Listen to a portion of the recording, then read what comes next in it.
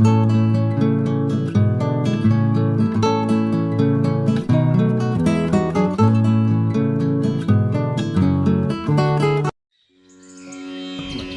बोलते हैं? ग्राम सिंह, गांव का शेर। कभी कभी म्युनिसिपैलिटी वाले उनको पकड़ लेते हैं, लेकिन अगर किसी ग्राम सिंह के गले में फंदा बंधा हो उसको छोड़ देते हैं, बोले कि किसी का पालतू है इसको छोड़ दो। ठीक वैसे ही भैया यम के दूत घूमते रहते हैं हम सबको पकड़ने के लिए, लेकिन जैसे ही यमदूत देखते हैं अरे गले में कंठी माला है, सिर पर तिलक लगा है, चोटी है, धोती है, बोले जरूर ठाकुर जी का, इसको मत पकड़ो, इसको यहीं छोड़ दो, इसको मत पकड़ो। इसलिए भैया दोनों तरफ से अपना कल्याण होगा। हम हिंदू राष्ट्र के भी हो जाएंगे, तिलक आदि लगाएंगे तो, और आध्यात्मिक स्तर पर भी ठाकुर जी के हो जाएंगे। अपने स्वरूप को सत्संगी बनाओ। जब अंग्रेज नहीं आए थे, मुगल नहीं आए थे, उससे पहले हमारे भारत में सब धोती पहनते थे, उससे पहले सब तिलक लगाते थे। आपने कभी सीरियल में देखा राक्षस, रावण, कंस, ये सब भी तिलक लगाते थे, ये भी बिना तिलक के नहीं रहते थे। तो हम क्यों छोड़ देते हैं? इसलिए भैया तिलक जरूर लगाओ, कंठी जरूर पहनो, अपने आचरण को, स्वभाव को, खान पान को सुधारने का प्रयास करो। मन आपका अपने आप एकाग्र हो जाएगा। कि मन के चंचल होने का कारण हमारा कुसंग है, हमारा दूषित भोजन है। जैसा खाओ अन्न वैसा होवे मन, जैसा होवे मन वैसे होवे स्वभाव, जैसा होवे स्वभाव वैसी होवे बुद्धि, जैसी होवे बुद्धि वैसी होवे क्रिया, जैसी होवे क्रिया वैसी होवे गति। हमारी गति निर्भर करती है हमारे अन्न के ऊपर। इसलिए अन्न को सुधारो। और अन्न को सुधारने का सबसे बढ़िया तरीका क्या है पता है? घर में खाना बन रहा है ऐसा बोलना बंद करो। क्या बन रहा है? बोले भोजन बन रहा है। किसके लिए बन रहा है? बेटा के लिए, बेटी के लिए, हमारे ठाकुर जी के लिए बन रहा है। और ठाकुर जी के लिए बन रहा है तो ठाकुर जी के भोजन में फिर प्याज लहसुन नहीं डालना चाहिए।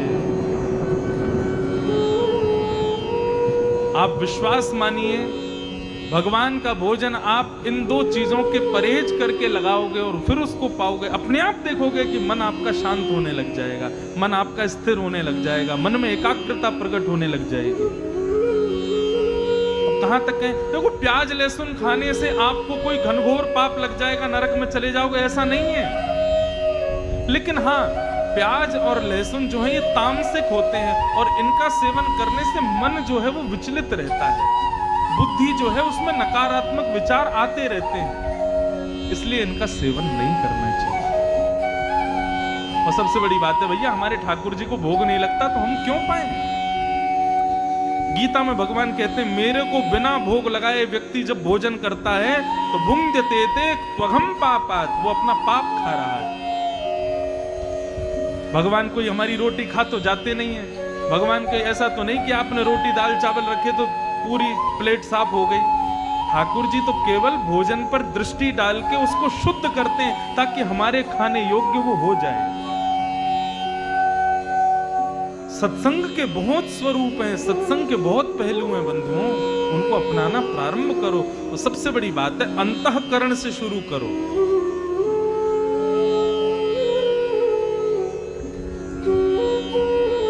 मां, इंद्रियों को दोष मत दो, मन को सुधारो। और ये मन कैसे सुधरेगा? तब भगवान बोले, मैं 5 लक्षण आपको बता रहा हूं, ये 5 लक्षण जिसमें दिखाई दे मां, उनका संग करना प्रारंभ कर दो। बंधुओं, बहुत ध्यान से सुनना, ये 5 लक्षण जिसमें हो उसका या तो संग करो, और यदि ये 5 लक्षण किसी में ना हो तो अपने अंदर लाने का प्रयास करो। और 5 में से कोई एक लक्षण भी किसी के अंदर हो तो भी आप उसका संग कर सकते हो।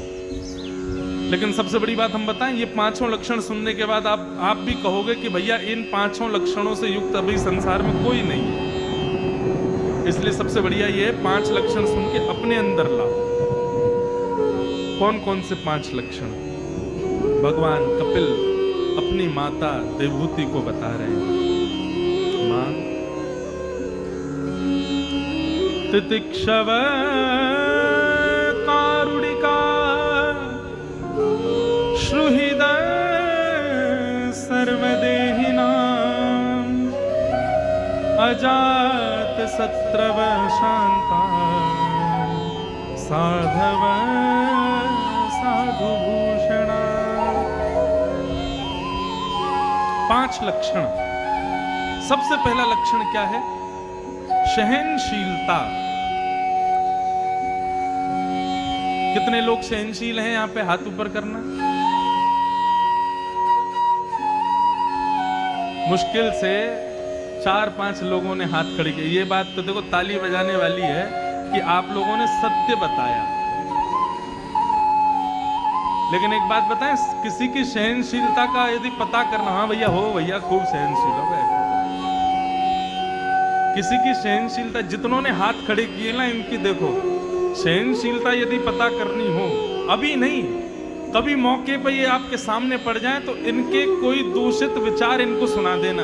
भाई कुछ भी कहो, तुम ना तुम क्रोधी बहुत हो, तुम लोभी बहुत हो, हमने देख लिया तुम्हारे अंदर लोभ है।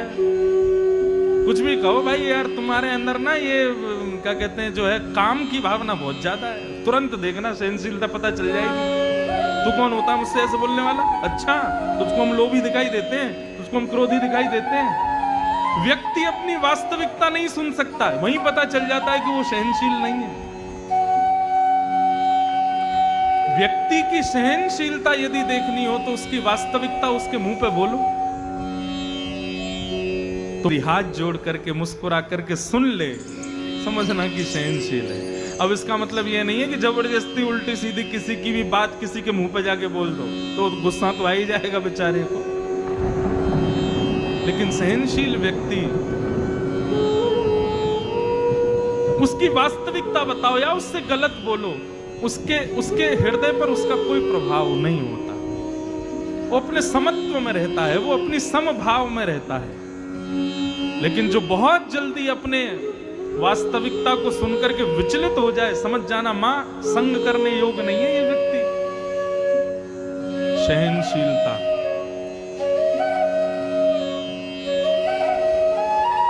सहनशीलता।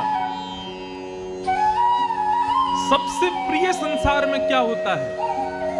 अपना सम्मान, अपना मान, अपनी प्रतिष्ठा।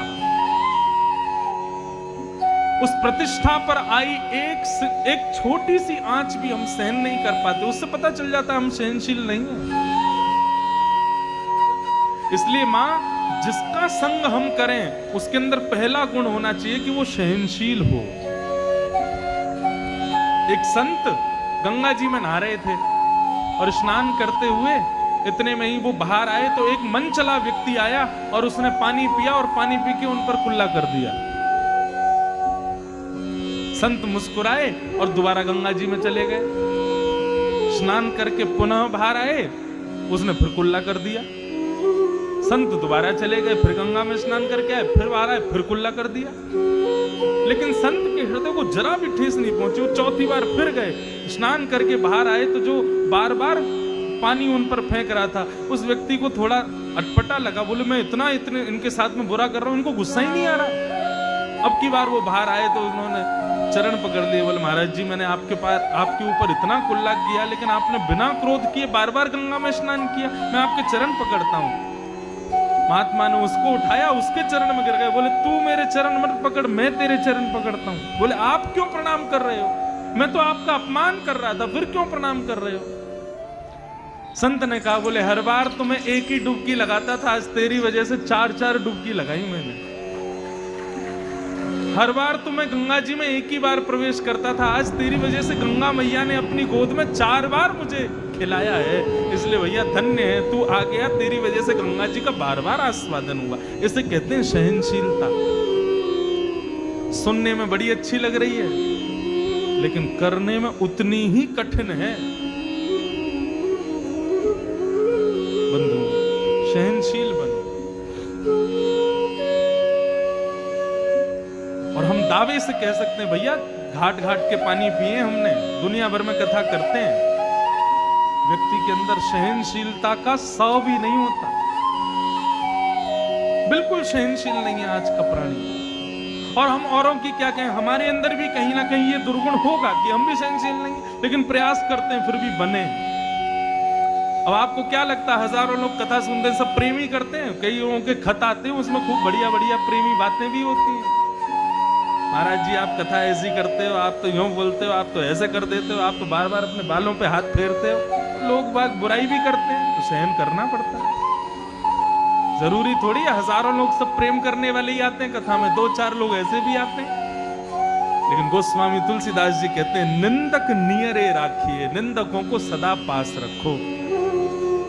जो आपकी निंदा करे, आपकी बुराई करे, आपके अवगुणों को तुरंत आपके मुंह पे बता दे, उसको संग रखा करो। क्यों? ऐसा व्यक्ति सदैव आपको प्रगतिशील बनाएगा। लेकिन जो बात बात पे आपकी जहाजी हजूरी करें, बार बात पे आपकी प्रशंसा कर दिया करें, आपके मुंह पे ही आपके गुणगा दिया करें, ऐसे व्यक्ति आपको ऊपर उठने से रोक रहे हैं, यही समझिएगा। सहनशील पहला लक्षण, तितिक्षव। दूसरा लक्षण क्या है? तितिक्षव कारुणिका। दूसरा लक्षण है करुणा, मतलब दया। असहायों पे दया करो। मां, मन को यदि शांत करना है तो जिस व्यक्ति का हम संग करें या जो लक्षण हम अपने अंदर लाएं, उसमें दूसरा लक्षण होना चाहिए दया। सब पे दया करो। बंधुओं एक बात बताएं, दया का जन्म होता है क्षमा से। जो व्यक्ति क्षमाशील है वो व्यक्ति दयालु होगा। लेकिन जिसमें क्षमा का गुण नहीं है ना, वो कभी दयालु नहीं हो सकता। कोई बड़े से बड़ा अपराध कर दे आपके साथ, आप उसकी बुद्धि पर दया खाओ। कोई बहुत बड़ा दुष्कृत्य कर दे, आप तब भी उस पर दया करो। हमें दया आ रही है इसकी बुद्धि के ऊपर, हमें दया आ रही है इसके ऊपर, बेचारा कितना संकीर्ण सोच का है।